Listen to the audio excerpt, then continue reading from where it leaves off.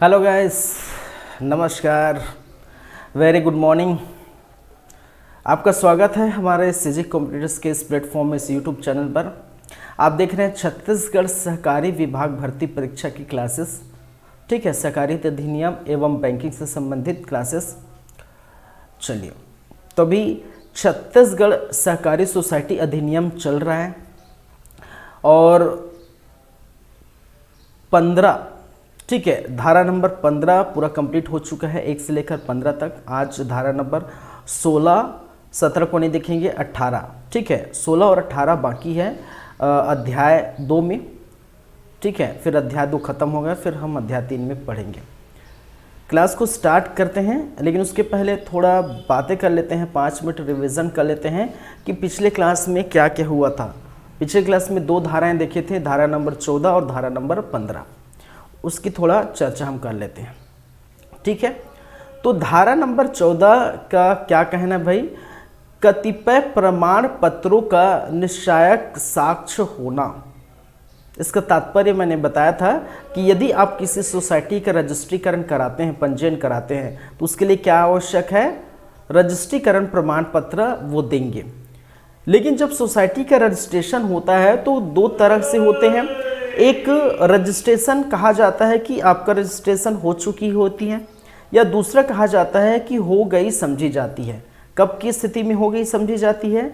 जब आप रजिस्ट्रीकृत अधिकारी या राज्य सरकार के पास अपील करते हैं और 2 महीने बाद, ठीक है, सुनवाई 2 महीने का रहता है, 2 महीने बाद कोई इन्फॉर्मेशन नहीं मिलता आपको, वो असफल हो जाते हैं किसी भी प्रकार के पंजीयन में, तो आपको ये समझा जाएगा कि आपकी सोसाइटी का पंजीयन हो गया है, ऐसा समझा जाएगा। तो 2 स्थिति बनती हैं। तो पहली स्थिति में जब हो चुकी है, समझी हो चुकी रहेगी, तो रजिस्ट्रीकरण प्रमाण पत्र आपको तुरंत प्रदान कर देंगे। लेकिन जब कि हो गई समझी जाएगी, तो ऐसी स्थिति में क्या होगा भाई? 60 दिनों के भीतर रजिस्ट्रीकरण प्रमाण पत्र क्या करेंगे? जारी करेंगे। पहला पॉइंट। दूसरा पॉइंट मैंने बताया, यदि प्रमाण पत्र साबित, ठीक है, यही प्रमाण पत्र साबित करेगा कि आपके सोसाइटी का पंजीयन हो चुका है या हुआ है। ठीक है, फिर पॉइंट नंबर 3 हमने देखे थे। पॉइंट नंबर 3 में क्या कहा था कि कोई भी सोसाइटी तब तक कारोबार प्रारंभ नहीं करेगा जब तक उन्हें रजिस्ट्रीकरण प्रमाण पत्र जारी नहीं होगा, और यदि कोई सदस्य या सोसाइटी बिना प्रमाण पत्र के, बिना रजिस्ट्रीकृत या रजिस्ट्रीकरण प्रमाण पत्र के कारोबार स्टार्ट करता है, तो ऐसा अगर पाया जाता है तो उस सदस्य या उस सोसाइटी के दायित्व को पृथक कर दिया जाएगा। इसका तात्पर्य है कि बिना प्रमाण पत्र के, ठीक है, आपको पंजीकरण होगा तो आपको रजिस्ट्रीकरण प्रमाण पत्र दिया जाएगा।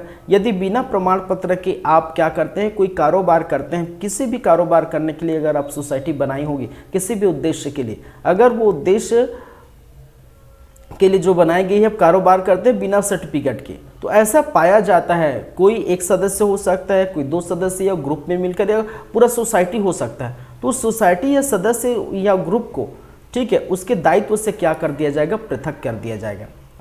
चौथा पॉइंट क्या बोलता है कि रजिस्ट्रार धारा 11 या धारा 12 के अधीन, ठीक है, संशोधन को रजिस्टर में दर्ज करेगा एवं संशोधन की प्रतिलिपि सोसाइटी को प्रदान करेगा। कहने का मतलब है कि यदि संशोधन कर लिया गया है तो रजिस्टर में तो दर्ज करेगा ही कि भाई साहब ये सोसाइटी का संशोधन हो गया, और साथ ही साथ उस संशोधन से संबंधित प्रतिलिपि सोसाइटी को देंगे कि आपका संशोधन हो गया, तो इसका भी प्रमाण पत्र आपके पास रहना चाहिए। चलिए, फिर हमने धारा नंबर 15 देखे थे। धारा नंबर 15 में क्या कहा गया था कि सोसाइटी के दायित्व का परिसीमित से अपरिसीमित या अपरिसीमित से परिसीमित में तब्दील किया जाना है। ठीक है, तो मैंने बताया था कि कोई भी सोसाइटी धारा 11 के अधीन परिसीमित से अपरिसीमित और अपरिसीमित से परिसीमित कर सकती है। ठीक है, क्या था परिसीमित, क्या था परिसीमित? मैंने बताया था कि किसी सोसाइटी कि अन्य कोई सदस्य सोसाइटी है तो इसका मतलब है कि वो सोसाइटी परिसीमित सोसाइटी कहलाएंगी, और ऐसी सोसाइटी जिनके अन्य कोई सदस्य सोसाइटी नहीं है तो ऐसी स्थिति में क्या कहलाएंगे, अपरिसीमित सोसाइटी कहलाएंगे। और ऐसी सोसाइटी के मध्य अगर ठीक है चेंज होता है, वाइस वर्सा होता है, परिसीमित से अपरिसीमित या अपरिसीमित से परिसीमित, वाइस वर्सा, तब की स्थिति में क्या होगा हम देखेंगे। ठीक है,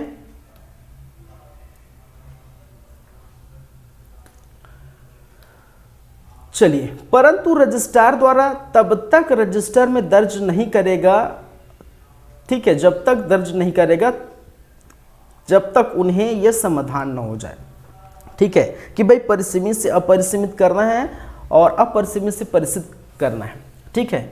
और लेकिन ये करेगा कब करेगा, जब ये पूर्ण कब माना जाएगा, जब रजिस्ट्रार किसी जो रजिस्टर रखें उसमें वो दर्ज कर लेगा। लेकिन रजिस्ट्रार रजिस्टर में कब दर्ज करेगा, कि भाई उनको समाधान हो जाए, ठीक है, उनको लगे कि हाँ दर्ज करने का समय आएगा तो करेगा। लेकिन समाधान होने के लिए क्या चाहिए, पॉइंट नंबर 2 का 1 मैं लिखा हूँ, सोसाइटी के प्रत्येक सदस्य को यदि तब्दील का प्रभाव पड़ता है तो उन्हें 21 दिन के भीतर उसे आपत्ति जतानी पड़ेगी। कहने का मतलब है कि यदि परिसीमित से अपरिसीमित और अपरिसीमित से परिसीमित अगर कर रहे हैं तो रजिस्ट्रार सोसाइटी के प्रत्येक व्यक्ति से पूछेगा कि भाई साहब आपको इस तब्दीली से कोई दिक्कत तो नहीं है, आपको कोई आपत्ति तो नहीं है, आपको कोई परेशानी तो नहीं है। अगर ऐसा होता है कोई दिक्कत हो, अगर 15 लोगों का सोसाइटी तो 15 जनों से पूछा जाएगा कि भाई साहब आप 15 लोगों में सभी को,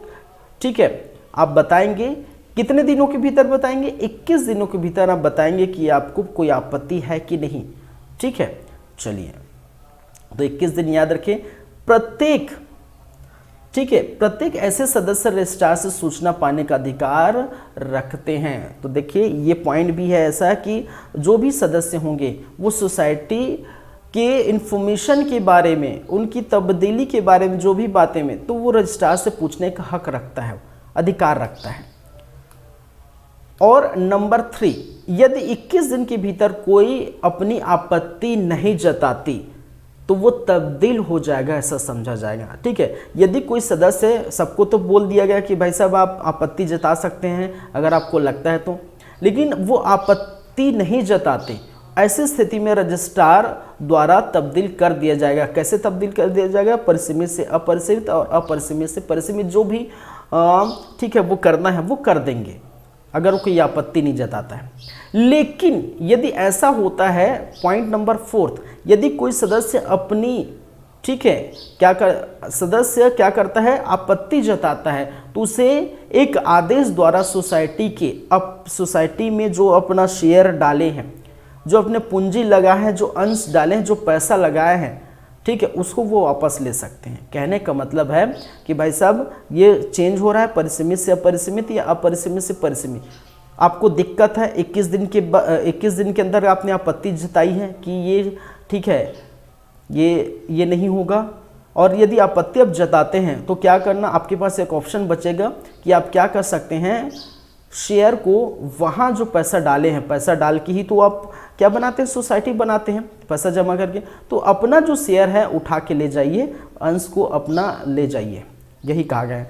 नंबर 5वां, यदि कोई सदस्य लेनदार है, लेना देना बाकी है और उन आपत्ति जताता है, ऐसी स्थिति में 3 माह के भीतर ऋण वापस ले लेगा या ऋण को उसको समाप्त कर लेगा या प्रतिभूति के लिए या क्या कर सकते हैं, सिक्योरिटी के लिए वो रख सकता है।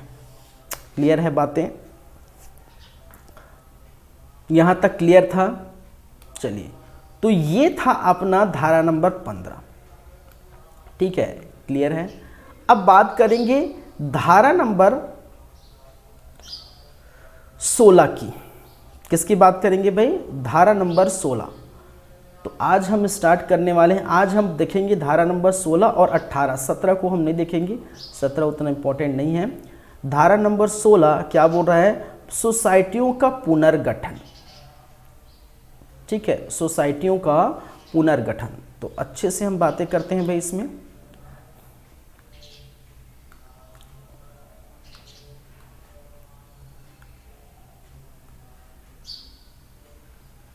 धारा नंबर 16, क्या बोल रहे हैं, सोसाइटियों का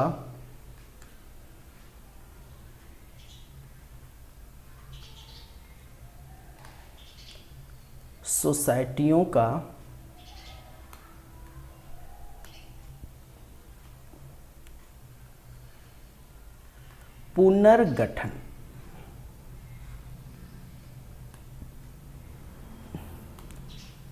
चलिए यहां दो शब्द, दो पॉइंट लिखे होंगे, ठीक है। एक आपका क्या लिखा है, प्रभावित सोसाइटी,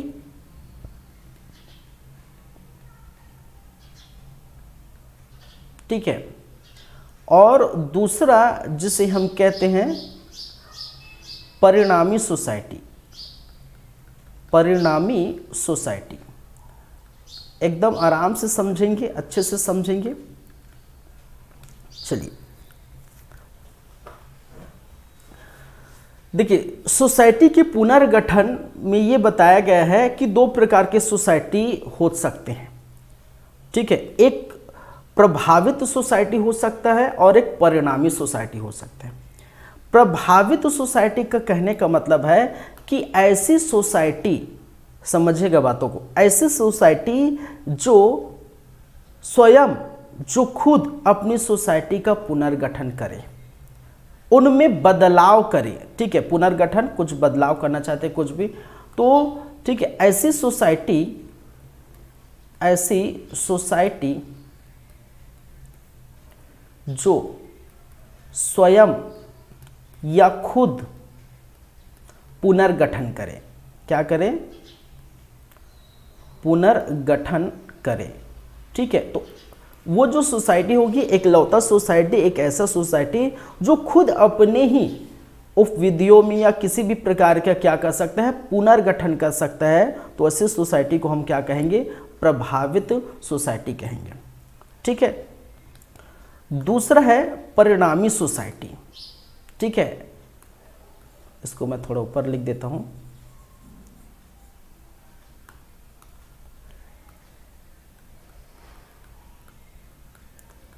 परिणामी सोसाइटी। अब परिणामी सोसाइटी कौन कौन से ऐसे को हम क्या कर सकते हैं, परिणामी सोसाइटी कह सकते हैं, ठीक है। परिणामी सोसाइटी के बहुत सारे बोल सकते हैं परिभाषा या एग्जाम्पल है। चलिए समझते हैं। देखिए, मान के चलिए, एग्जाम्पल से समझिए, फिर हम लिखेंगे। चलिए मैं एक एक करके लिख लेता हूं, फिर एग्जाम्पल हम देंगे। जब कोई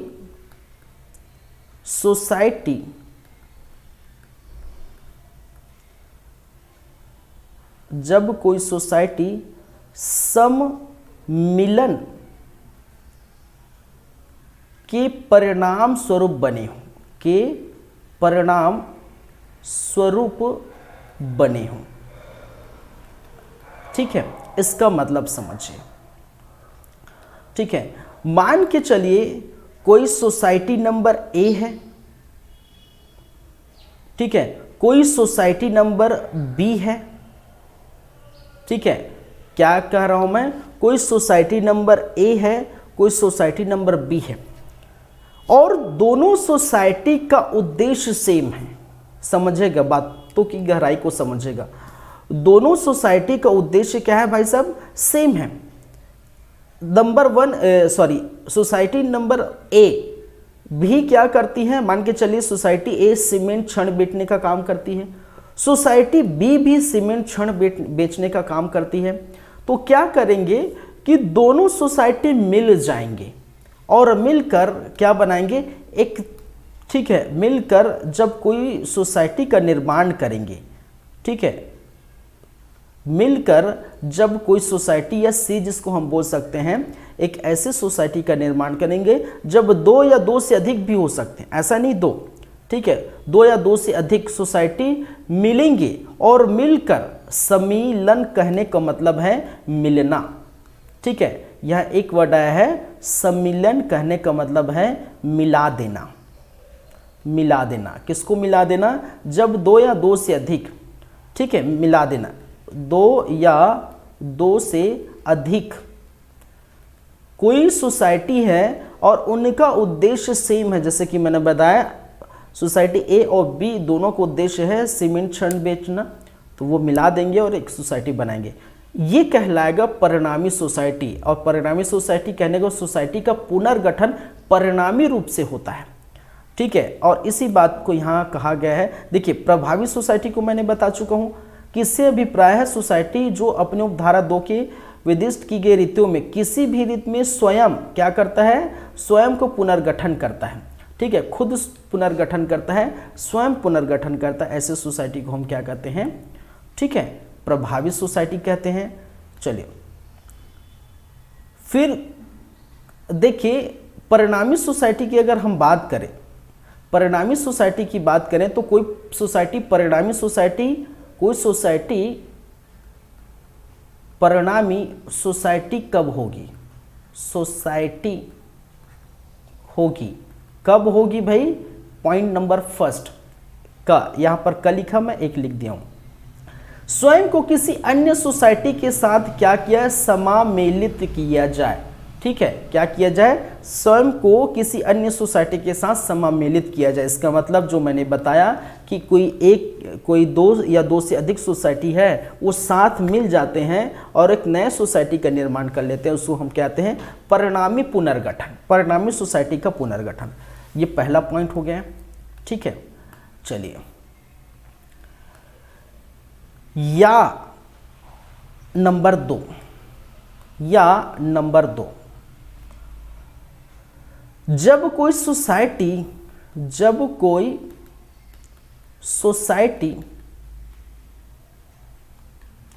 खुद विभाजित हो जाए, विभाजन से बने, विभाजन से या विभाजित हो जाए, जब कोई सोसाइटी विभाजन से बने, ठीक है। इसका मतलब है, मान के चलिए कोई सोसाइटी ए है और वो विभाजित हो जाता है सोसाइटी बी में और सोसाइटी सी में या सोसाइटी डी में, ठीक है, कितने भी दो या दो से अधिक विभाजन हो जाता है, तो ऐसी सोसाइटी को हम क्या कहते हैं? कहेंगे परिणामी सोसाइटी कहेंगे, ठीक है। देख सकते हैं क्या लिखा है, इसको पहले लिख दिया मैं, ठीक है, ये वाला पॉइंट समझिए। स्वयं को दो या दो से अधिक सोसाइटी में क्या करेगा? विभाजित करेगा। यही लिखा है भाई, स्वयं को दो या दो से क्या करेगा? अधिक में विभाजित करेगा। तो मैंने ए हो सकता है, बी हो सकता है, सॉरी ए जो है, बी, सी या फिर डी, किसी में भी, ठीक है, दो या दो से अधिक में विभाजित, दो से अधिक में क्या है? अधिक में विभाजित यदि करता है, तो ऐसे पुनर्गठन को हम क्या कहते हैं? परिणामी पुनर्गठन या परिणामी सोसाइटी कहते हैं। ऐसे पुनर्गठन को हम किस प्रकार की सोसाइटी कहते हैं? परिणामी पुनर्गठन कहते हैं, परिणामी सोसाइटी कहते हैं, ठीक है। क्लियर है बातें? या फिर, ठीक है, या फिर नंबर 3 मैं लिखना चाहूंगा, जब, ठीक है, जब कोई सोसाइटी,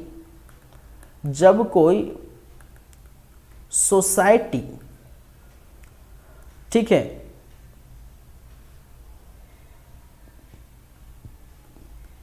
अपनी संपत्ति,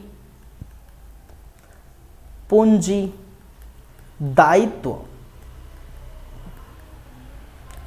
दूसरे सोसाइटी को, जिसका उद्देश्य सेम है, दूसरे सोसाइटी को क्या करें?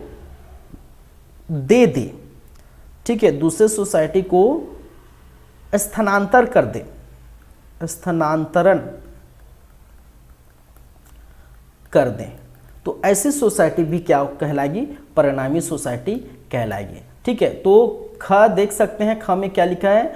अपनी अस्तियों, ठीक है, कहने का मतलब है पैसा कौड़ी, संपत्ति, तथा दायित्व को किसी अन्य सोसाइटी को पूर्णता या भाग, ठीक है, ये भी लिख सकते हैं स्थान कर दे, किस रूप में, दूसरे सोसाइटी को,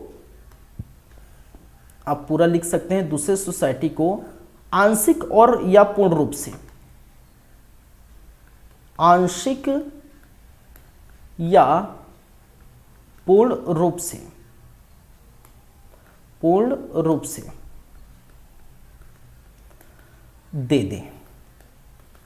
ठीक है, अब इसकी भी बातों को समझिए थोड़ा, क्या कह रहे हैं। मान के चलिए कोई सोसाइटी ए है, ठीक है, ये सारे एग्जाम्पल है ना, ये एग्जाम्पल मैं बता रहा हूं। मान के चलिए कोई सोसाइटी ए है और कोई सोसाइटी बी है और दोनों का उद्देश्य सेम है, दोनों का उद्देश्य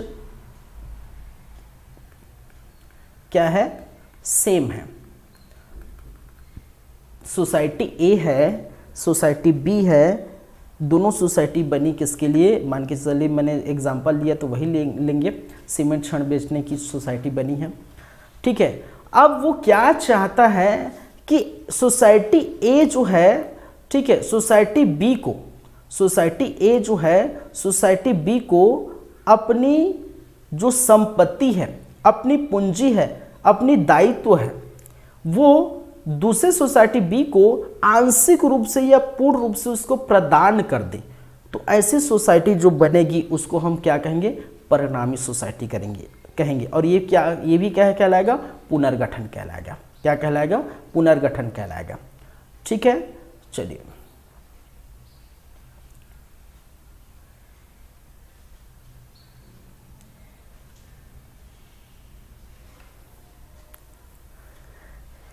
क्लियर है बातें, वही कहा गया है।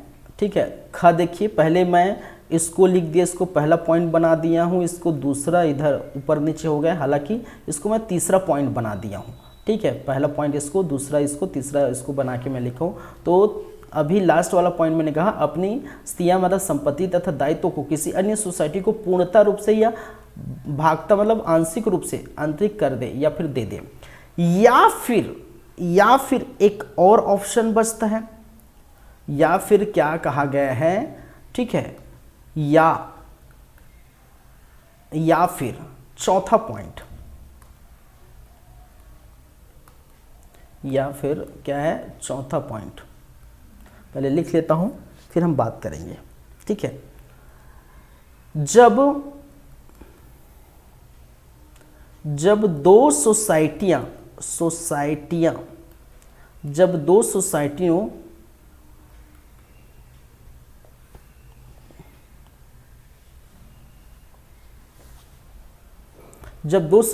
का उद्देश्य सेम हो मतलब एक हो, ठीक है, तो पहली सोसाइटी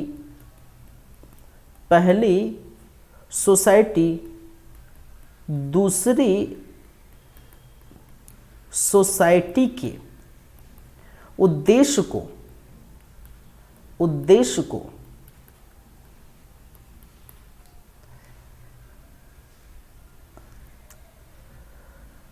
पूरा करने हेतु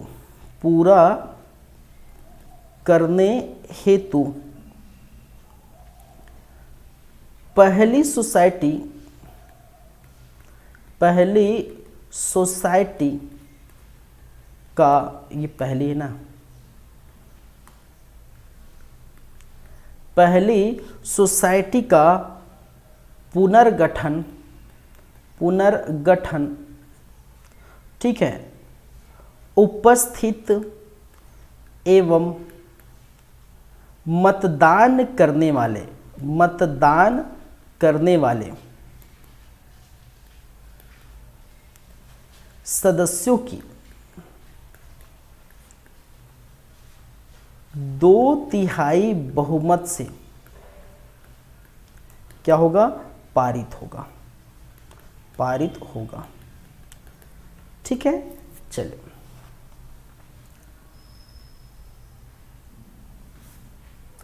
अब देखिए एग्जाम्पल से आप समझते हैं। फिर से क्या बोल रहा है कि मान के चलिए सोसाइटी नंबर ए है और ये सोसाइटी बी है। ठीक है, समझ रहे हैं मेरी बातों को। सोसाइटी ए है, सोसाइटी बी है। ठीक है, दोनों का उद्देश्य सेम है, दोनों छड़ सीमेंट बेचना चाह रहे हैं। ठीक है, चाहते हैं। अब देखिए जो पहली सोसाइटी है, इसको ए को मैं पहली सोसाइटी मान लिया, बी को दूसरी सोसाइटी है। ठीक है, तो पहली सोसाइटी दूसरी सोसाइटी को क्या करेगा भाई? ठीक है, उसके उद्देश्य को पूरा करने के लिए हेल्प करेगा। किसके उद्देश्यों के लिए क्या करेगा? हेल्प करेगा, हेल्प करेगा। ठीक है, और कब करेगा कि भाई यहाँ पर इस सोसाइटी में क्या होगा? पुनर्गठन किया जाएगा। समझेगा बातों को। और पुनर्गठन किस प्रकार से क्या होकर तय करेगा कि जो सदस्यों के बहुमत का, ठीक है, सदस्यों के, ठीक है, 2/3 बहुमत जो उपस्थित और मतदान देने वाले सदस्यों की 2/3 बहुमत से ये पारित हो जाता है, ये राजी हो जाते हैं कि भाई साहब दोनों, उस सोसाइटी का भी उद्देश्य सेम है, हमारी सोसाइटी का भी उद्देश्य सेम है, तो उनके उद्देश्य को पूरा करने के लिए, ठीक है, वो बैकफुट में है, उनके उद्देश्य को, सोसाइटी बी के उद्देश्य को पूरा करने के लिए क्या करेंगे? हम अपनी सोसाइटी का पुनर्गठन करके उसकी सोसाइटी का पुनर्गठन करेंगे 2/3 बहुमत से। ठीक है, कितने? 2/3 बहुमत से। अब इसको पढ़िएगा जरा, क्या लिखा है? स्वयं को, ठीक है, क्या है? स्वयं को किसी ऐसे वर्ग की सोसाइटी जिसका उद्देश्य सोसाइटी के उस वर्ग के तत्व भिन्न ना हो, ठीक है, मतलब उद्देश्य सेम हो, जिसके अधीन उसका वर्गीकरण इस अधिनियम के अधीन किया गया है, रूप में संपरिवर्तन करके स्वयं को पुनर्गठन करके, स्वयं को पुनर्गठन का विनिश्चय उस प्रयोजन के लिए आयोजित किए गए विशेष साधारण सम्मेलन में उपस्थित तथा मतदान देने वाले के कितने भाई? 2/3 बहुमत से क्या हो? पारित की गई संकल्प से करेगा। ठीक है, पारित की गई संकल्प से क्या करेगा? करेगा। ये याद आप रखेंगे। ठीक है, तो देखिए इसमें जो लैंग्वेज है वो बोल सकते हैं उटपुटांग है भाई, कुछ भी लिखा है वो। देखिए जितने भी अधिनियम होते हैं उसमें जो लैंग्वेज लिखे गए होते हैं वो थोड़ा बहुत उटपुटांग होते हैं, आपको समझ में, नॉर्मल भाषा में समझ में नहीं आएगा। और आप इसमें पढ़ के देख लीजिए, आपको, ठीक है, रत्ते भर समझ में आएगा क्या लिखा है। लेकिन कहना वही चाह रहा है कि अगर किसी, ठीक है, 2 सोसाइटी के उद्देश्य सेम हैं, ठीक है, दोनों सोसाइटी छड़ सीमेंट बेचना चाह रहे हैं और दूसरे सोसाइटी के उद्देश्य को फुलफिल नहीं हो पा रहा है सोसाइटी बी के, तो उसके उद्देश्य को फुलफिल करने के लिए सोसाइटी ए में पुनर्गठन होगा। और कैसे होगा? सदस्य के, जो उपस्थित सदस्य और मतदान देने वाले के 2/3 बहुमत से पारित होगा। और ऐसे सोसाइटी को हम परिणामी सोसाइटी कहेंगे। क्या कहेंगे? ऐसी सोसाइटी को परिणामी सोसाइटी कहेंगे। तो परिणामी सोसाइटी के कितने परिभाषा हुए? या परिणामी सोसाइटी किस किस सोसाइटी को कहा गया? तो नंबर 1 ऐसी सोसाइटी, ठीक है, ऐसी 2 या 2 से अधिक सोसाइटी क्या करें?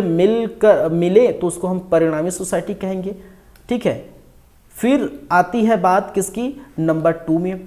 नंबर 2, जब कोई सोसाइटी खुद विभाजन हो जाए, मतलब एक इकलौता सोसाइटी है और ये क्या है, 2 या 2 से भागों में क्या हो जाए? विभाजित हो जाए, तो वो परिणामी सोसाइटी होगा। थर्ड पॉइंट मैंने लिखा, जब कोई सोसाइटी अपनी संपत्ति, पूंजी, दायित्व तो दूसरे सोसाइटी पर आंशिक रूप से या पूर्ण रूप से उसको प्रदान कर दें, तब वो सोसाइटी परिणामी सोसाइटी कहलाएगी। और अभी जस्ट हमने देखिए चौथा पॉइंट, या फिर जो 2 या 2 से अधिक सोसाइटी जिसका उद्देश्य सेम है, तो पहली सोसाइटी जो है दूसरी सोसाइटी के उद्देश्य को फुलफिल करने के लिए अपनी पहली सोसाइटी में पुनर्गठन करेगा। और कैसे करेगा? उपस्थित और मतदान देने वाले के सदस्य के 2/3 बहुमत से वो पारित होना चाहिए। क्लियर है मेरी बातें? क्लियर है भाई? क्लियर होनी चाहिए। ठीक है, तो ये 4 परिभाषा है, बोल सकते हैं परिणामी सोसाइटी के 4 प्रकार के, इसको हम बोल सकते हैं परिणामी सोसाइटी। ठीक है, और ये सोसाइटियों का पुनर्गठन है। ठीक है। तो सोसाइटी को पुनर्गठन एक तो प्रभावित रूप से होगा, परिणामित रूप से होगा। तो परिणामित रूप से, प्रभावित रूप से अब तो जानते हैं कि खुद में वो क्या करे, पुनर्गठन कर दे, तो वो परिणामी जो प्रभावित है। लेकिन परिणामी 4 टाइप के हो सकते हैं, ठीक है। लेकिन कुछ कुछ चीज आपको याद और रखना है। जैसे क्या क्या याद रखना है, कुछ कुछ बातें इसके अंदर और याद रखना है। परंतु ऐसे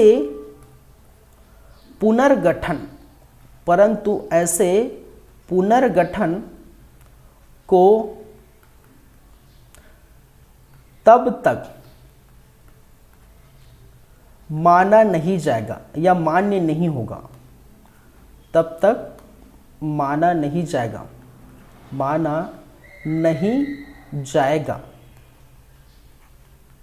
जब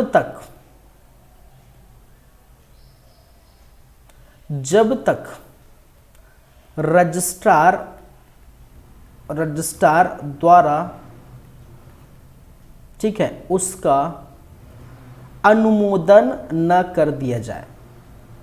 रजिस्ट्रार द्वारा उनका अनुमोदन न कर दे, ठीक है। इससे क्या समझते हैं कि भाई आप पुनर्गठन ऐसे कर रहे हैं कि भाई दो सोसाइटी मिल रहे हैं, या एक सोसाइटी का एक ही सोसाइटी विभाजन हो रहा है, या एक सोसाइटी के अंदर आपकी दायित्व उद्देश्य सभी को आप वहाँ पर स्थानांतरण कर रहे हैं, ठीक है, या दूसरी सोसाइटी के जो है उद्देश्य फुलफिल करने के लिए 2/3 बहुमत पारित कर रहे हैं, ठीक है। तो इस प्रकार से पुनर्गठन कर रहे हैं। तो जो पुनर्गठन होगा तब तक नहीं माना जाएगा जब रजिस्ट्रार ना बोल दे।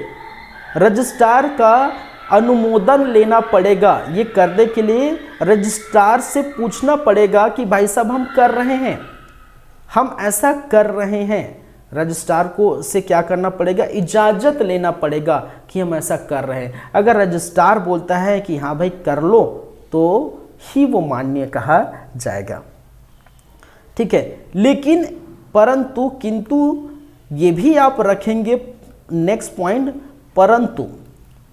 परंतु पूरा मैं लिख लेता हूं, परंतु सहकारी बैंक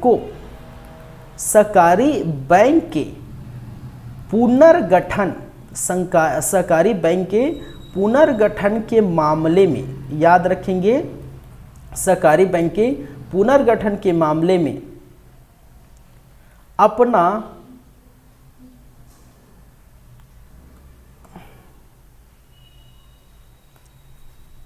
पूरा लिख देता हूं, मामले में रजिस्ट्रार अपना अनुमोदन RBI reserve bank of India के लिखित पूर्व मंजूरी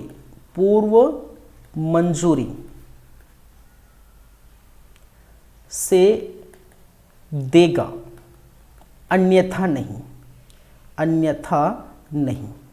अब इसको भी समझिए क्या बोल रहा है कि भाई साहब कोई ऐसी सोसाइटी होगी जिसके पुनर्गठन के लिए रजिस्ट्रार को तो पूछना पड़ेगा कि भाई हम कर रहे हैं, पुनर्गठन कर रहे हैं, तो रजिस्ट्रार इजाज़त देगा, चलो ठीक है।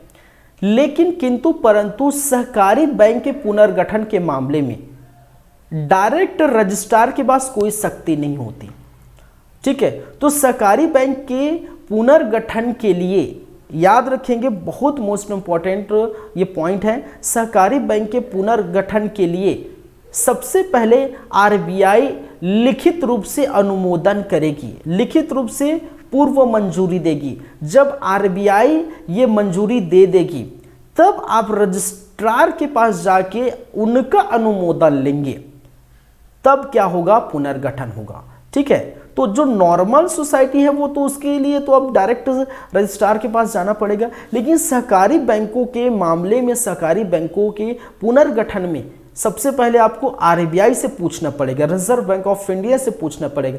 अगर reserve bank of India RBI ये मंजूरी देती है, लिखित रूप से मंजूरी दे देती है, पहले वो पूर्व मंजूरी मतलब पहले वो मंजूरी देगी, तब कहीं ना कहीं रजिस्ट्रार के पास वो शक्ति आ जाएगा कि अब बोलेगा भाई साहब रिजर्व बैंक ने दे तो दिया है, तो मैं किस खेत की मूली हूं, मैं भी दे देता हूं।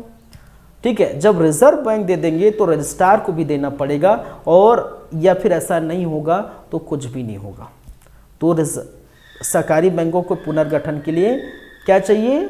सहकारी बैंक के पुनर्गठन के लिए रिजर्व बैंक की पूर्व मंजूरी जरूरी है, आरबीआई की, ठीक है, पूर्व मंजूरी जरूरी है।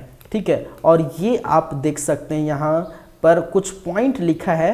ठीक है, परंतु कोई भी ऐसा विनिश्चित तब तक प्रभावी नहीं होगा जब तक रजिस्ट्रार उसका अनुमोदन न कर ले। तो नॉर्मल बैंक के लिए कहा गया है, लेकिन सहकारी बैंक के लिए, परंतु यह भी है कि किसी सहकारी बैंक के लिए, ठीक है, सहकारी बैंक के मामले में रजिस्ट्रार अपना अनुमोदन reserve bank of India RBI के लिखित पूर्व मंजूरी से देगा, अन्यथा नहीं देगा, यही लिखा गया है। ठीक है, यही कहा गया है। तो सिंपल सी बातें हैं, सिंपल सी चीज़ें हैं, आपको समझ आना चाहिए। ठीक है, नॉर्मल के लिए अनुमोदन देगा रजिस्ट्रार, लेकिन सहकारी बैंक के लिए रजिस्ट्रार के बाद वो डायरेक्ट शक्ति नहीं होती, सबसे पहले आरबीआई से मंजूरी लोगे, आरबीआई बोलता है कि दे दिया है, तो फिर रजिस्ट्रार खुद ब खुद दे देंगे अनुमोदन कि आप उस सोसाइटी का पुनर्गठन कर सकते हैं। किस प्रकार से कर सकते हैं मैंने बताया, परिणामी रूप से 4 प्रकार के, और आपके जो है प्रभावित रूप से तो होता ही 1 प्रकार के। ठीक है, खुद में ही आप क्या कर सकते हैं, अनुमोदन कर सकते हैं। क्लियर है बातें? चलिए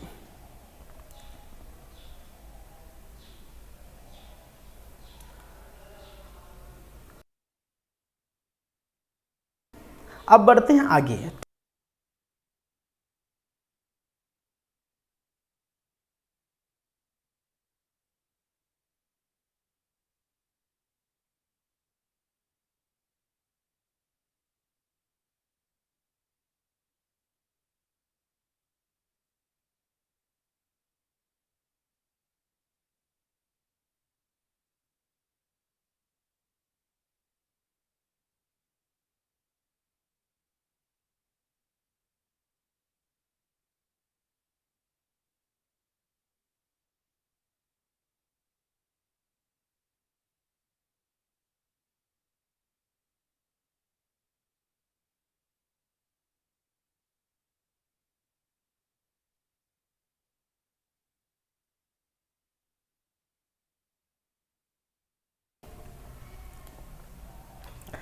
चलिए अब आगे बढ़ते हैं भाई, आगे की कहानी भी देखते हैं। देखिए मैं बोला था कि 16 को मैं आराम से लूँगा, ठीक है, कहने के बाद धारा नंबर 16 को एक पूरे क्लास में आराम से लूँगा, क्योंकि धारा नंबर 16 में बहुत सारी बातें हैं। ठीक है, लेकिन ये भी हमें देखना है कि एग्ज़ाम हमारा नज़दीक है, तो हम सब धारा को नहीं पढ़ेंगे भाई। इस अध्याय 2 को पूरा एक एक चीज़ हम डील इसीलिए कर रहे हैं कि भाई इसमें पूछा गया है। सबसे पहला ही पॉइंट आपके सिलेबस में, ठीक है, सहकारिता और बैंकिंग संबंधी जो भी बातें, उसमें सबसे पहला पॉइंट ये लिखा गया है कि सोसाइटियों का पंजीयन। तो इसका मतलब इसमें सब चीज़ आ जाएंगे। ठीक है, इसमें क्या आ जाएंगे, सब चीज़ आएंगे। तो क्वेश्चन कहीं से भी पूछा जा सकता है, तो उसके लिए भी तैयार रहें। चलिए तो नेक्स्ट हम चलते हैं। अब देखिए बात हो गई, क्या क्या बातें हो गई हमारे पास कि प्रभावित सोसाइटी कौन होगी, परिणामी सोसाइटी कौन होगी। परिणामी सोसाइटी 4 प्रकार के बन सकते हैं। ठीक है, मैंने बताया किस प्रकार से बन सकते हैं। उसके बाद ये कहा गया है कि पुनर्गठन करने के लिए रजिस्ट्रार की अनुमति होगी। रजिस्ट्रार अनुमति सहकारी बैंक को नहीं देगा, आरबीआई सहकारी बैंक को देगा तो रजिस्ट्रार होगा। अब यहाँ तक ठीक है। ठीक है, अब यदि पुनर्गठन होता है, मान के चलिए, ठीक है, किस प्रकार की, परिणाम 4 प्रकार में से कोई एक प्रकार भी, चाहे, ठीक है, चाहे 2 सोसाइटी मिल रहे हैं या फिर एक सोसाइटी का विभाजन हो रहा है, चाहे किसी एक सोसाइटी के ऊपर दूसरा सोसाइटी अपने दायित्व, अपने संपत्ति को डाल रहा है, या फिर, ठीक है, दूसरे सोसाइटी के उद्देश्यों को पूरा करने के लिए 2/3 बहुमत पारी कर रहे हैं। किसी 4 प्रकार में से किसी भी प्रकार का अगर पुनर्गठन होता है, ठीक है, तब की स्थिति में क्या होगा वो हम देखेंगे। ठीक है, तो एक और पॉइंट लिख सकता हूँ, ठीक है, यदि, पहले लिख लेते हैं फिर पूरी बातें हम समझेंगे।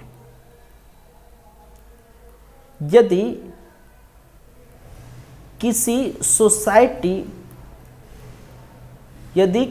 सोसाइटी का पुनर्गठन हो रहा है, समझेगा मेरी बातों को, पुनर्गठन हो रहा है, और ठीक है, इससे किसी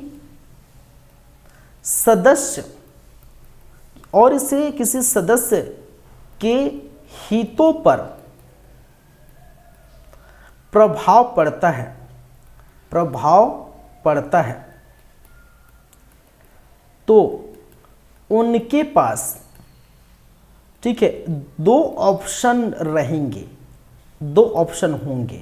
देखिए ये जो है ये मेरा वर्ड है भाई, मैंने बनाया है, जो लिखा है, ठीक है, सिंपल शब्दों में, ऐसा कहीं नहीं लिखा जाता, दो ऑप्शन होंगे, ठीक है, वगैरह वगैरह, ठीक है, जैसा भी है। तो देखिए यदि किसी सोसाइटी का पुनर्गठन हो रहा है, ठीक है, मैंने क्या कहा, यदि किसी सोसाइटी का पुनर्गठन हो रहा है, किसी भी प्रकार के, परिणामी में 4 टाइप के बताए, किसी भी प्रकार का पुनर्गठन हो रहा है, और यदि उनमें किसी भी सदस्य के हितों पर प्रभाव पड़ता है, उनके हित पर प्रभाव पड़ता है, तो उस सदस्य के पास 2 ऑप्शन होंगे। क्या होंगे भाई? उस सदस्य के पास कितने ऑप्शन होंगे? 2 ऑप्शन होंगे। पहला ऑप्शन होगा, ठीक है, पहला ऑप्शन होगा कि वो परिणामी सोसाइटी है, परिणामी सोसाइटी का सदस्य बन जाए, या फिर अपनी अंश पूंजी या अपना जो पैसा है लगाया है, या जो शेयर लगाया है, अंश पूंजी या शेयर को वापस ले ले। इन दोनों का मतलब मैं समझा रहा हूं, ठीक है। मान के चलिए एक एग्जाम्पल के तौर पर हम समझें कि पुनर्गठन कई प्रकार के होते हैं, 4 प्रकार के होते हैं, परिणामी सोसाइटी, ठीक है। मान के चलिए, ठीक है, कोई दो सोसाइटी है, ठीक है, और इन दोनों सोसाइटी ने मिलकर क्या किया, एक अन्य सोसाइटी का निर्माण किया, सोसाइटी ए है, सोसाइटी बी है। अब पुनर्गठन तो मैंने कई प्रकार, 4 प्रकार के बताए, दोनों मिलेंगे या अलग होंगे या फिर अंश पूंजी उसमें स्थानांतरण करेंगे, ठीक है। तो मान के चलिए ऐसा पुनर्गठन हो रहा है कि 2 सोसाइटी जो मिलकर एक सोसाइटी बन रहे हैं, 2 सोसाइटी मिलकर एक सोसाइटी मिलकर एक सोसाइटी बन रहे हैं। ऐसी स्थिति में मान के चलिए इनके जो सदस्य हैं, ठीक है, इनके कोई एक सदस्य है या इनका कोई सदस्य है, ठीक है, या फिर इनका कोई सदस्य है, दोनों में कोई भी सदस्य के हितों पर क्या पड़ रहा है, बुरा प्रभाव पड़ रहा है, हितों पर प्रभाव पड़ रहा है, ठीक है। तो इस सदस्य के लिए 2 ऑप्शन बचते हैं, या ए और बी दोनों में से दोनों सदस्य, ठीक है, कोई भी हो सकता है, ए के सदस्य भी हो सकते हैं, बी के सदस्य भी हो सकते हैं। तो उनके पास 2 ऑप्शन बचता है कि जो परिणामी सोसाइटी बनेंगे उनका सदस्य बन जाए। मतलब कहने का मतलब है कि अगर मिल रहे हैं तो जो सदस्य है इसका क्या हो जाएगा, परिणामी सोसाइटी का ये जो सदस्य है, ये जो ए या बी का जो भी सदस्य है वो परिणामी सोसाइटी का क्या हो जाए, परिणामी सोसाइटी क्या है हमारे पास, सी है, तो उस परिणामी सोसाइटी का सदस्य बन जाए।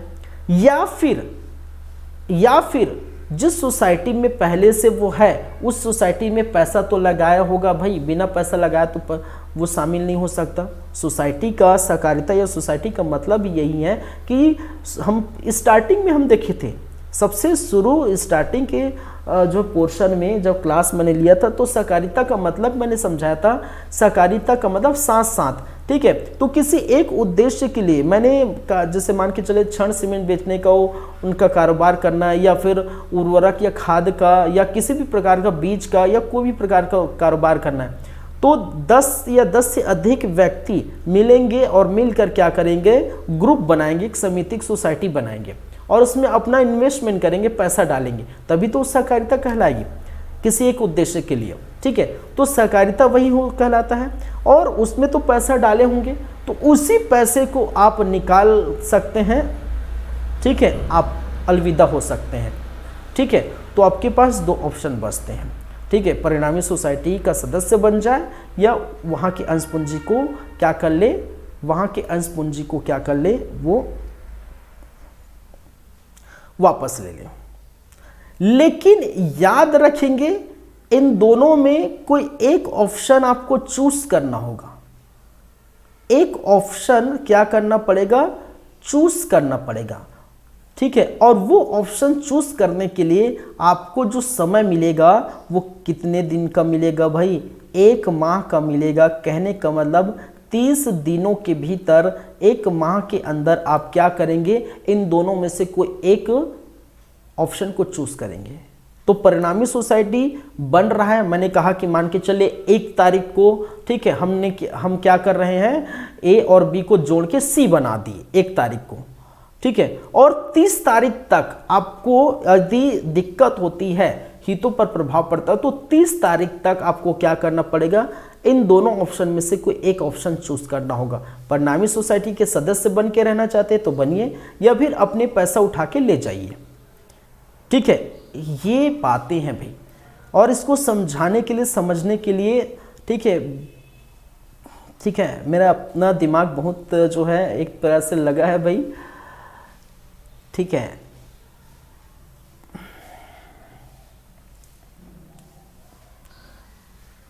इसमें देखिए बहुत सारे पॉइंट है ना इसमें।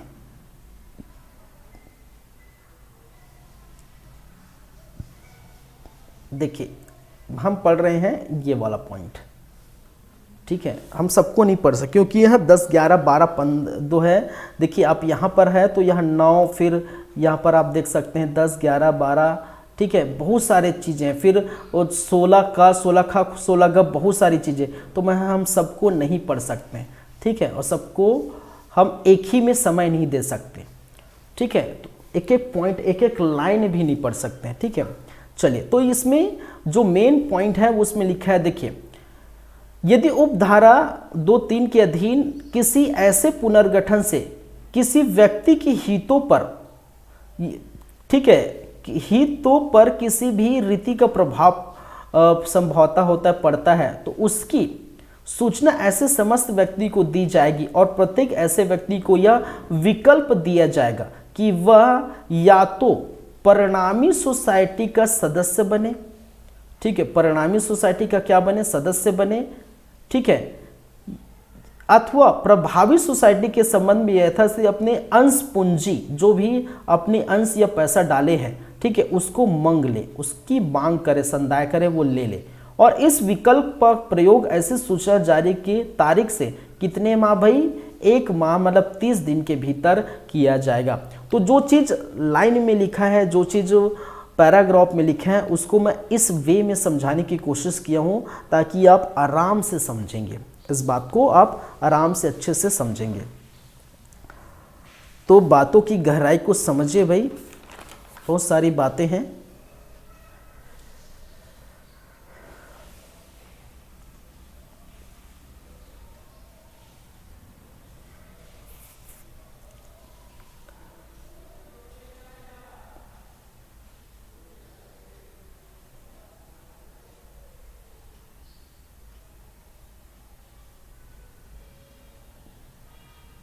चलिए आगे बढ़ते हैं। ठीक है, आगे की कहानी देखते हैं। आगे की कहानी क्या है, एक और पॉइंट इसमें मैं लिखूंगा, पहले लिख लेता हूं फिर हम समझेंगे। ठीक है, जब कोई 2 या 2 से, जब कोई 2 या 2 से अधिक सोसाइटियां सम्मिलित की गई हो, क्या की गई हो, सम्मिलित की गई हो,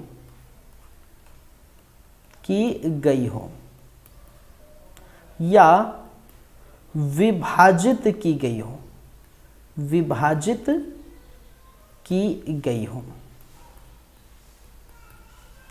या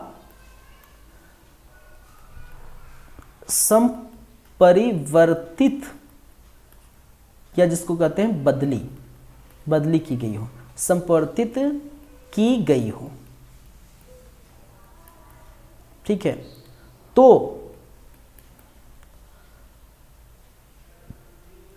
तो पुरानी सोसाइटी, जो पुरानी सोसाइटी का रजिस्ट्रीकरण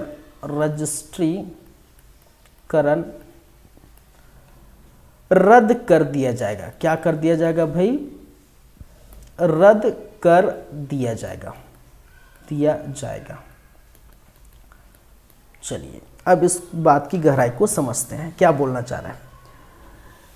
जब दो या दो से अधिक सोसाइटी सम्मिलित की गई हो, या फिर विभाजित की गई हो, या फिर संपरिवर्तित की गई हो, तो ऐसी स्थिति में जो पुरानी सोसाइटी है, उस पुरानी सोसाइटी के रजिस्ट्रेशन को क्या कर दिया जाएगा भाई? रद्द कर दिया जाएगा। इसका मतलब क्या है? जब परिणामी सोसाइटी बनती है, ठीक है, परिणामी सोसाइटी बनेगी कैसे? जिस कई प्रकार के मैंने क्या कहा, ठीक है, जब दो सोसाइटी, ठीक है, पहला कैसे बनेगा? जब दो या दो से अधिक सोसाइटी मिलकर अन्य सोसाइटी की निर्माण करेगा। दूसरा ऐसे बनेगा कि कोई एक सोसाइटी का विभाजन होगा, ठीक है, कोई एक सोसाइटी का क्या हो जाएगा? विभाजन होगा और बी सी अलग सोसाइटी बनाएगा। और तीसरा ये भी मैंने कहा था कि कोई सोसाइटी ए, ठीक है, उसके बी सोसाइटी के पास क्या करेगा? अपनी अंश पूंजी वगैरह ये दे देगा। इस प्रकार से बनता है परिणामी सोसाइटी, ऐसे हमने बताया था। और एक प्रकार और है कि उसके उद्देश्यों को भी पूरा करने के लिए 2/3 बहुमत से पारित हो। अगर ऐसी स्थिति आती है, कोई भी ऐसी स्थिति आती है, ठीक है, तो भाई साहब जो पुरानी सोसाइटी होगी, कौन सी पुरानी सोसाइटी? ठीक है, इस सोसाइटी जो पुरानी सोसाइटी होगी, ठीक है, उसके पंजीयन को, रजिस्ट्रीकरण को रद्द कर दिया जाएगा। किसको रद्द कर दिया जाएगा? जो क्रॉस लगाए हो उसको रद्द कर दिया जाएगा। उसका मतलब ही नहीं है, उसका क्या है? मतलब भी नहीं है। कहने अगर ये दो सोसाइटी है, मान के चलिए मैंने फिंगर दिखाया, दो सोसाइटी है। अब देखिए ये दो सोसाइटी मिलकर एक बन गए, तो ये अलग अलग जो दो सोसाइटी, उसका अस्तित्व ही नहीं रहेगा।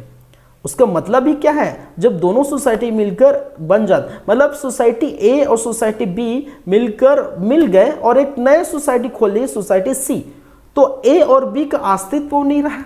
जब अस्तित्व नहीं रहा, इसका मतलब पुरानी सोसाइटी हो गई है, उसमें कोई सदस्य ही नहीं है, क्योंकि सभी तो सी में आ गए, तो ए बी का कोई मान ही नहीं, इसलिए ए बी को रद्द कर दिया जाएगा। दूसरे पॉइंट में मैंने क्या कहा? अगर कोई सोसाइटी है, कोई एक सोसाइटी है और वो सोसाइटी ए है और वो मिलकर क्या करेगा?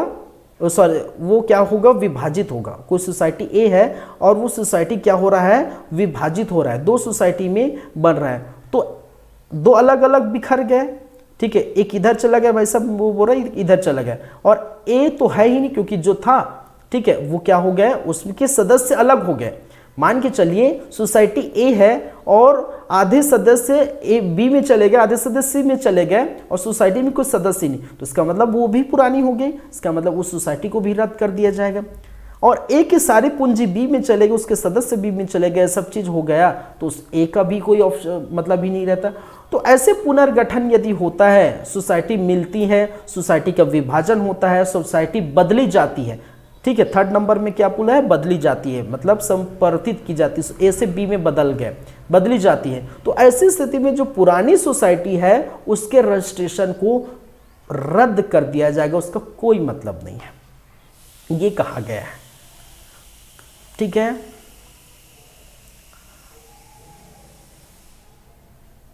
क्लियर है बातें?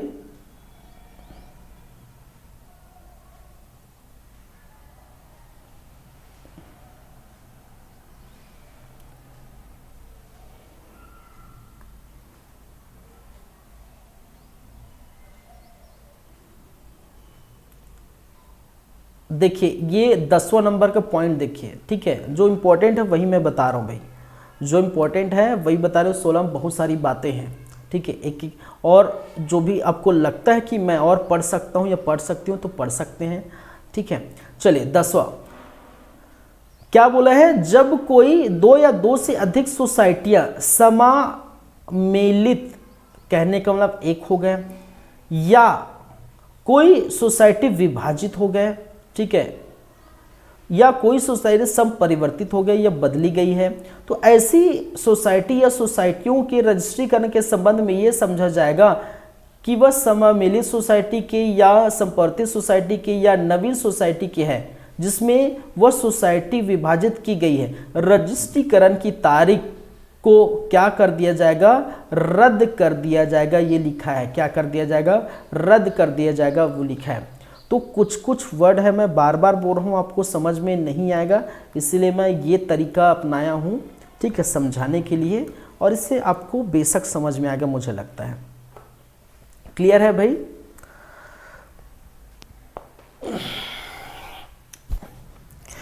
ठीक है, बातें क्लियर हैं? आगे बढ़ें,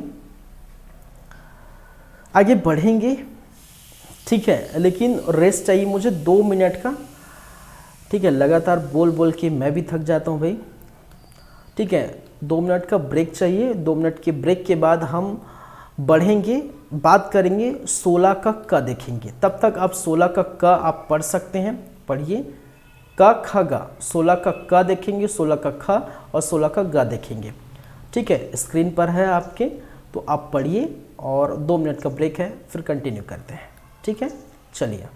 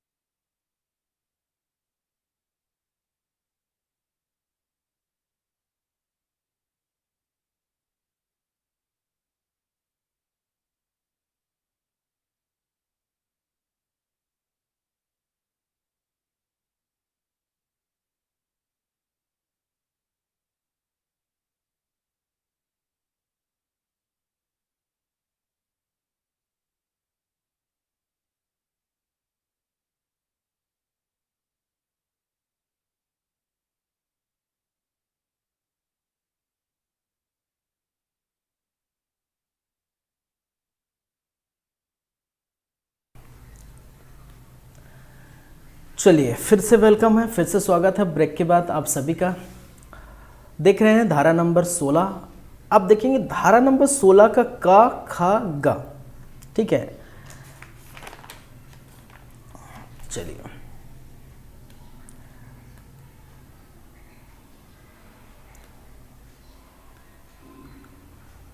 सोलह का क क्या बोलना चाह रहा है भाई? सोसाइटियों द्वारा सहयोग, सोसाइटियों द्वारा सहयोग। ठीक है, ये धारा नंबर 16। ठीक है, इसको पहले लिख लेते हैं, फिर आपको समझ में आ जाएगा ऑटोमेटिक, या पढ़े होंगे तो कोई समझ आएगा। ठीक है, कोई सोसाइटी राज्य सरकार की कोई उपक्रम जैसे औद्योगिक या फिर विपणन या फिर वित्त या फिर कोई कारोबार आदि के लिए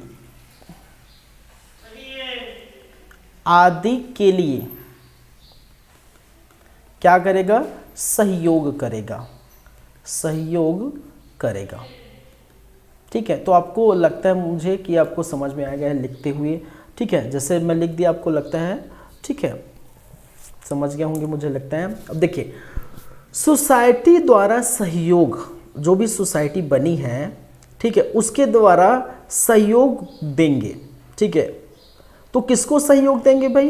राज्य सरकार का कोई भी उपक्रम बना हुआ होगा, राज्य सरकार कोई भी उपक्रम चला रही है, जिसे औद्योगिक से रिलेटेड उपक्रम चला रही है, विपणन, ठीक है, मार्केटिंग से रिलेटेड, विपणन से, वित्त से, पैसे वैसे से रिलेटेड, या कोई कारोबार चला रहे हैं, तो आदि जो भी राज्य सरकार का कोई भी उपक्रम हो, ठीक है, उस उपक्रम में कोई भी प्रकार का सहयोग देने के लिए क्या रहेगा? सोसाइटी तैयार रहेगी। मतलब सोसाइटी इस प्रकार के उपक्रम पर सहयोग दे सकती है, ये कहा है। तो सिंपल सी बातें थी, सिंपल सा वर्ड था। ठीक है, कि कोई भी सोसाइटी किसी भी प्रकार के सरकार के उपक्रम या राज्य सरकार द्वारा अनुमोदित किसी भी उपक्रम के साथ विशेष कारोबार के लिए, या फिर जिसमें औद्योगिक हो, ठीक है, विज्ञान, वित्तीय सहायता या विपणन आदि प्रबंधन विशेषज्ञ सम्मिलित है, सहयोग कर पाएगी। देखिए इसमें वर्ड कैसा कैसा लिखा है। ठीक है, तो बस इतना समझिए कि कोई भी सोसाइटी है वो राज्य सरकार द्वारा बनाई गई या राज्य सरकार, ठीक है, कि उपक्रम जो भी सोसाइटी हो जो भी उपक्रम होंगे, औद्योगिक, विपणन आदि कारोबार होंगे, उन पर सहयोग कौन करेगा? सोसाइटी करेगी। बस इतना याद रखिए, ज़्यादा कुछ नहीं है। ठीक है, ख देखते हैं।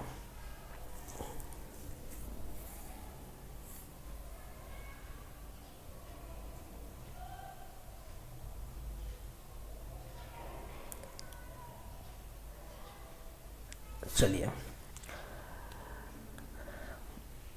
16 का ख, 16 का ख, सोसाइटियों की भागीदारी। क्या है? सोसाइटियों की भागीदारी।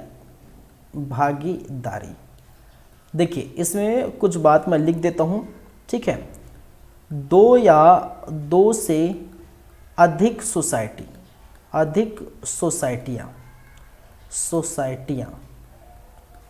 जिनका उद्देश्य क्या हो? सेम है। ठीक है, दूसरे अन्य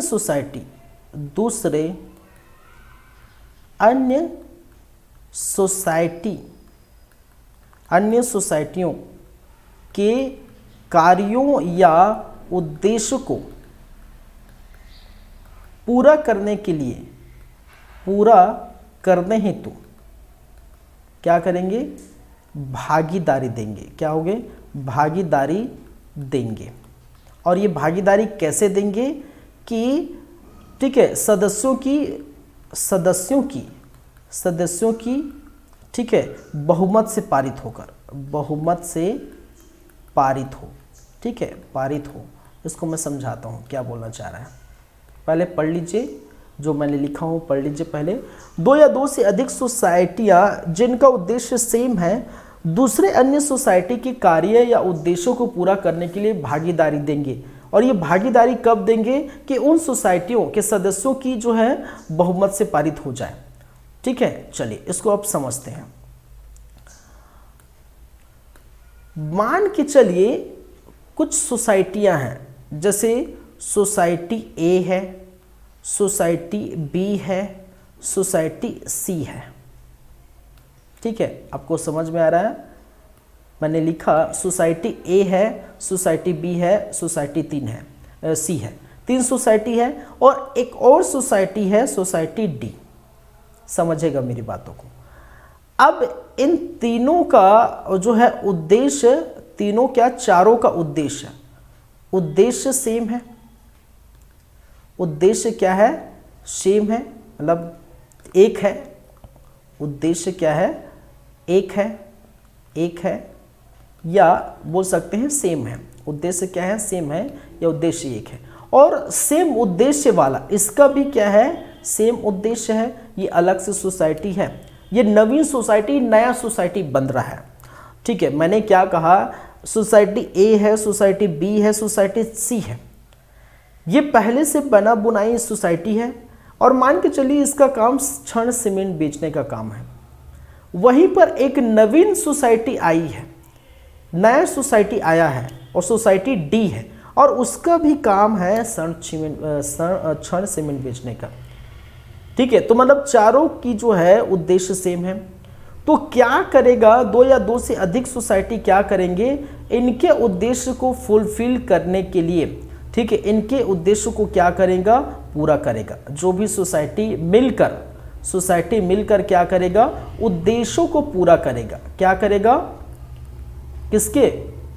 डी के उद्देश्यों को पूरा करेगा। किसके उद्देश्य को? सोसाइटी डी के उद्देश्यों को क्या करेगा?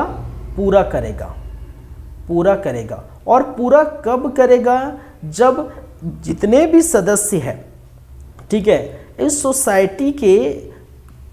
सोसाइटियों के जो भी सदस्य होंगे, इन सोसाइटी के जो भी क्या होंगे भाई साहब? सदस्य होंगे।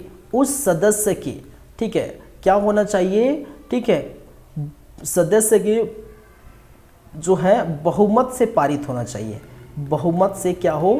पारित होना चाहिए। ऐसी स्थिति में वो सोसाइटी, जो नवीन सोसाइटी बनी है डी, उसके उद्देश्यों को पूरा करने के लिए, हामी भरने के लिए बहुमत से पारित होना चाहिए। आपको समझ में आया? ठीक है, ख क्या बोल रहा है? अब इसमें पढ़िए, इसमें क्या बोल रहा है कि कोई 2 या 2 से अधिक सोसाइटियां ऐसी प्रत्येक सोसाइटी के साधारण सम्मेलन में उपस्थित और मत देने वाले सदस्यों की बहुमत से पारित संकल्प द्वारा उपविधियों के अधीन किसी भी अनुज्ञा विशिष्ट कारोबार में भागीदारी की सुविधा ऐसे निबंधन तथा शर्तों पर जो कि पारस्परिक रूप से करार पाए जाया कर सकेंगी। जहां इस प्रकार की भागीदारी कोई नया संगठन, मतलब नया सोसाइटी बनाने की अपेक्षा करती है, वहाँ भाग लेने वाली सोसाइटी के सदस्य होंगे। ठीक है, तो ये ऐसी बातें की गई है इसमें कि पल्ले नहीं पड़ेगा, तो पल्ले कौन पड़ेगा? ये पड़ेगा। ठीक है, ये आप लिख लीजिए, समझ लीजिए। 2 या 2 से अधिक सोसाइटी जिनका उद्देश्य सेम है दूसरे अन्य सोसाइटी के कार्य उद्देश्यों को पूरा करने के लिए, अन्य सोसाइटी मतलब जो नवीन सोसाइटी बनी है, नवीन, ठीक है, नवीन सोसाइटी में उसके कार्य उद्देश्य करने के लिए भागीदारी देंगे। कब देंगे? कि सोसाइटियों के जो बहुमत से पारित होगा। इसको आप समझ गए तो फिर आपको समझ में आ जाएगा। क्लियर है बातें? क्लियर है भाई? चलिए,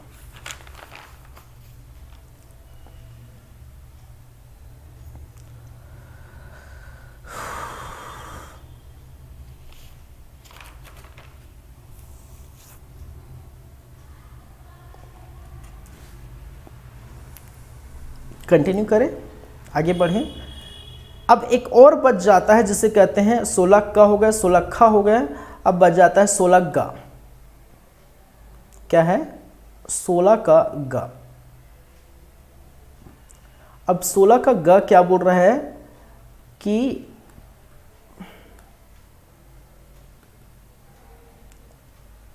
लोकहित में पुनर्गठन, लोकहित में पुनर्गठन योजना स्कीम, ठीक है, बनाने की राज्य सरकार की शक्ति। क्या है? राज्य सरकार की शक्ति। ठीक है, अब इसको एक एक करके हम बातें करते हैं। पहली बातें, ठीक है, पुनर्गठन स्कीम, ठीक है, राज्य सरकार के पास रहेगी। ठीक है, देखिए लोकहित के लिए, लोकहित के लिए, ठीक है, पुनर्गठन योजना या पुनर्गठन स्कीम, पहले लिख लेते हैं फिर समझेंगे। पुनर्गठन योजना राज्य सरकार लाएगी। कौन लाएगी? राज्य सरकार लाएगी। समझिएगा, बातों को गहराई को समझिएगा, बातों की गहराई को समझिएगा। क्या बोल रहा है कि लोकहित में पुनर्गठन योजना बनाने की जो है राज्य सरकार की शक्ति, ये क्या बोल रहा है? धारा नंबर 16 का गा। ठीक है, चलिए, यदि राज्य सरकार को लगता है कि लोगों के हित के लिए, लोगों के कल्याण के लिए कोई मैं पुनर्गठन स्कीम लाता हूं, ठीक है, पुनर्गठन योजना लाता हूं, तो कौन लाएगा? वो राज्य सरकार लाएगी। ठीक है, ये राज्य सरकार लाएगी। ठीक है, एक एक करके हम बातें करते हैं। ये तो पहला पॉइंट आपको समझ में बखूबी आ गया है। दूसरा पॉइंट क्या बोल रहा है कि परंतु, ठीक है, याद रखिए, परंतु किसी सहकारी बैंक के मामले में, बैंक के मामले में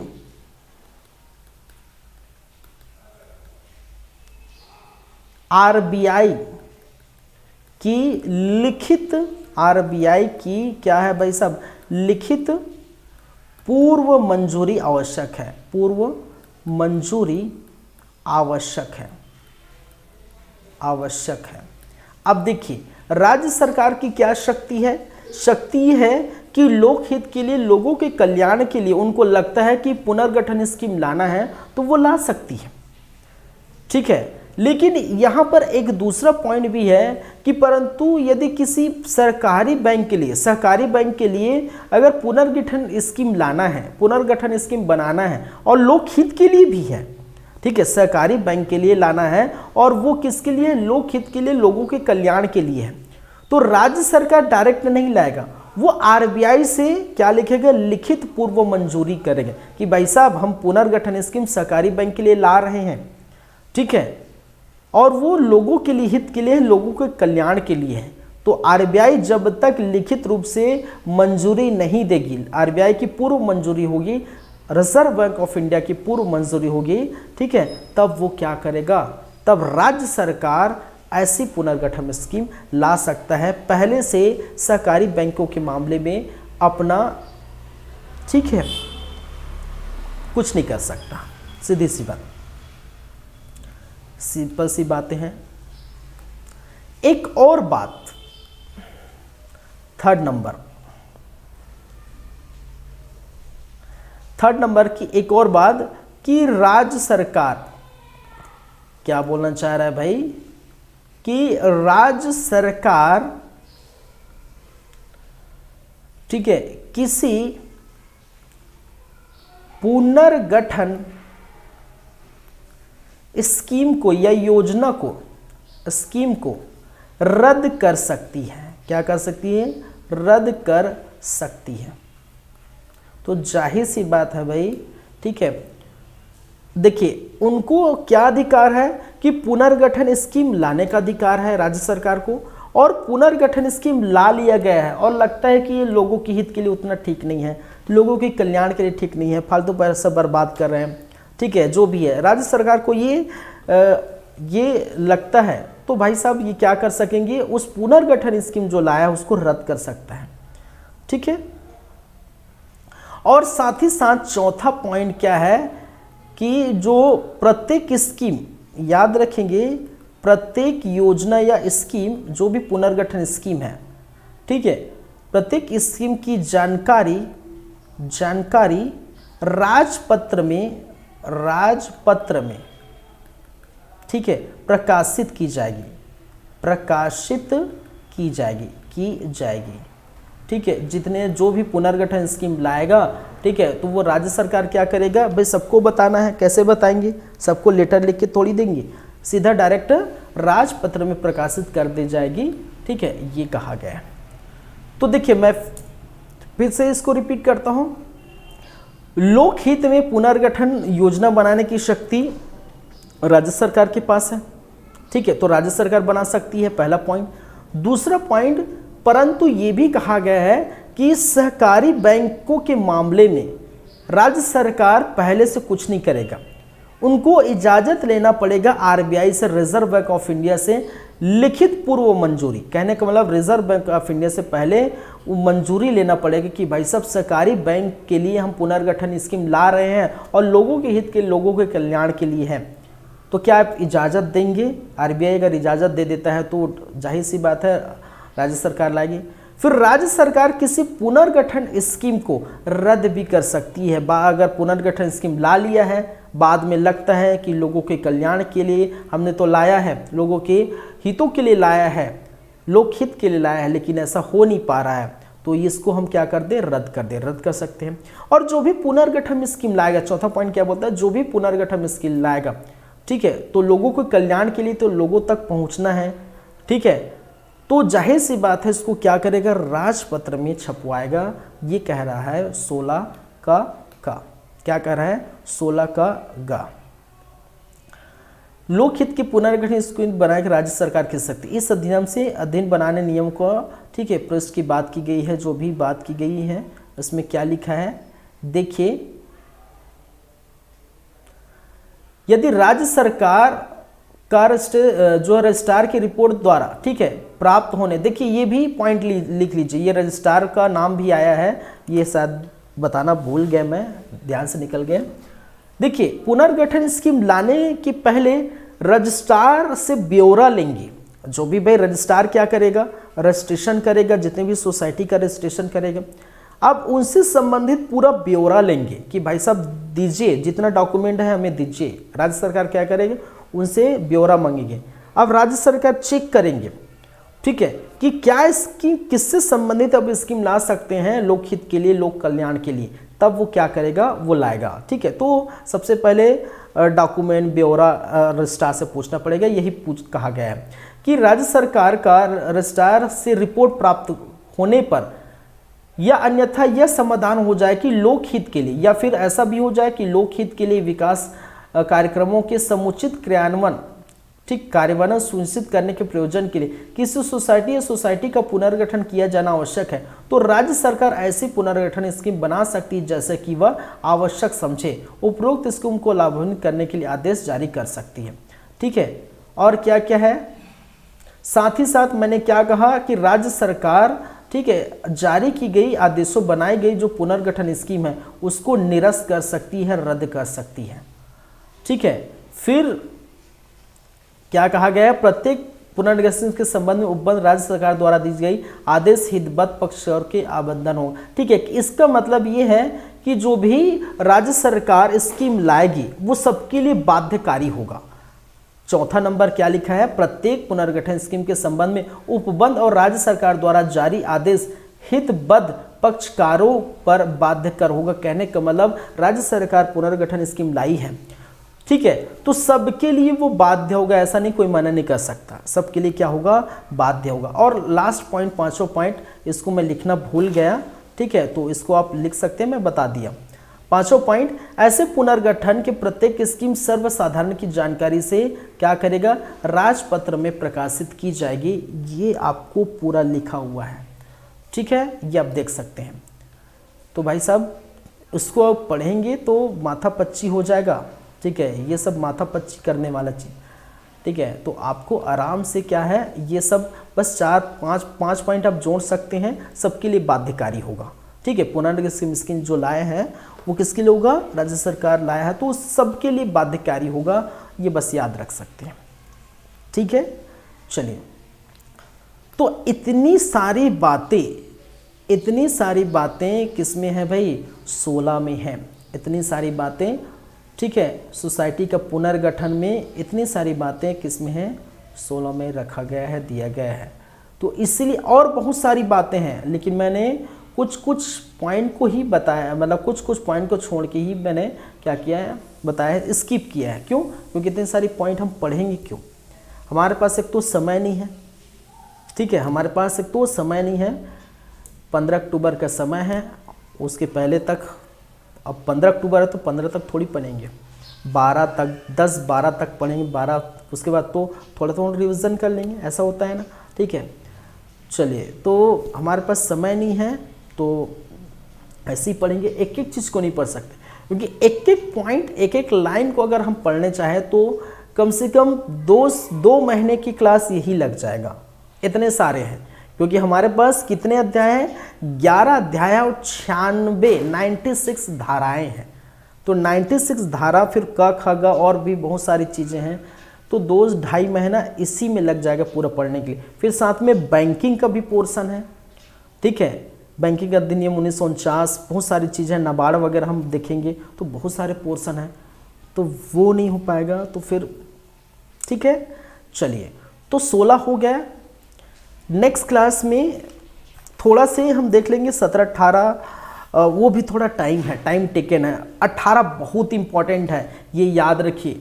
आप किसी को छोड़ सकते हैं, लेकिन 18 को बिल्कुल स्किप नहीं करेंगे, बिल्कुल नहीं छोड़ेंगे। क्यों भाई, क्योंकि जो 18